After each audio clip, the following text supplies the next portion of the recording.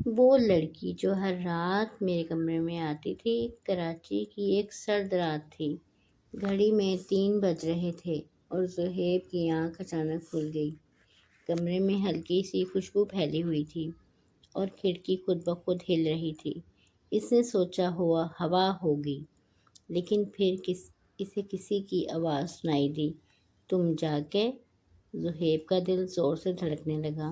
اس نے آہستہ سے سر گھمایا اور کمرے کے کونے میں ایک لڑکی کھڑی تھی۔ سفید کپڑے، لمبے بال اور آنکھوں میں عجیب سی اداسی۔ تم کون ہو؟ لڑکی ہلکا سا مسکرائی۔ میں وہ ہوں جس کا تم روز انتظار کرتے ہو۔ زہیب گھبرا گیا۔ میں نے کبھی تمہیں نہیں دیکھا۔ لڑکی آہستہ آہستہ اس کے قریب آئی۔ دیکھا ہے، بس یاد نہیں۔ اگلی رات وہ پھر آئی، پھر اگلی رات، پھر ہر رات۔ ٹھیک 3 بجے وہ دونوں باتیں کرنے لگے۔ ہنسی مذاق اور عجیب سی قربت۔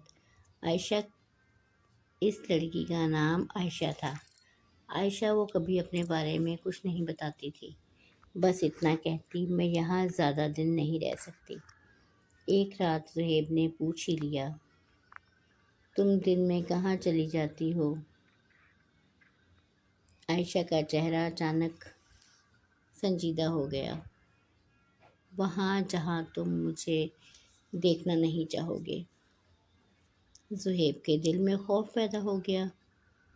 یہ کہاں کی بات کر رہی ہے؟ لیکن محبت خوف سے بڑی ہو چکی تھی۔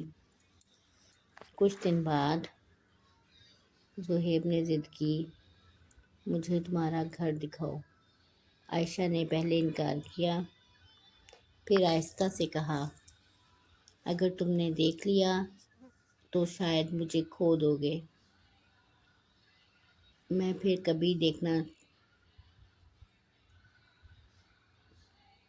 بھی دیکھنا چاہتا ہوں۔ عائشہ شہر کے ایک سنسان کونے میں اسے لے گئی، جہاں صرف خاموشی تھی اور ٹوٹے ہوئے درخت تھے۔ وہ ایک جگہ رکی اور کانپتی آواز میں بولی، یہی ہے میرا گھر۔ زہیب نے سامنے دیکھا اور اس کا خون جم گیا۔ وہ قبرستان تھا۔ عائشہ ایک قبر کے سامنے کھڑی تھی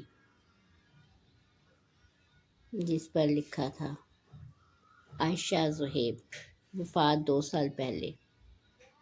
زہیب کے ہاتھ کانپنے لگے۔ یہ کیا ہے؟ عائشہ کی آنکھوں میں آنسو بہنے لگے۔ میں مر چکی ہوں زہیب۔ نہیں، یہ جھوٹ ہے۔ عائشہ نے آہستہ سے کہا، ہماری شادی ہونے والی تھی، اس رات ایک ایکسیڈنٹ ہوا اور میں چلی گئی۔ زہیب کے ذہن میں فلیش بیک آنے لگا۔ حادثہ، ہسپتال، چیخیں اور پھر خالی پن۔ وہ سب کچھ بھول چکا تھا۔ میں ہر رات تمہارے پاس آتی ہوں کیونکہ تم نے مجھ کبھی الوداع نہیں کہا۔ زہیب زار و قطار رونے لگا۔ میں تمہیں نہیں جانے دوں گا۔ عائشہ مسکرائی، مگر اس بار وہ بہت دردناک تھی۔ محبت پکڑنے کا نام نہیں ہوتی، چھوڑنے کا نام ہوتی ہے۔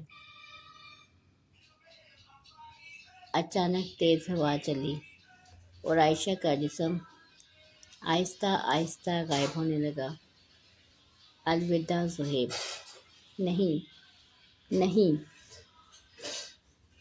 اگلی صبح زہیب اپنے کمرے میں تھا، اکیلا۔ لیکن اس بار کمرے میں وہ خوشبو نہیں تھی۔ صرف ایک چیز باقی تھی، اس کے تکیے پر ایک آنسو کا نشان۔ کبھی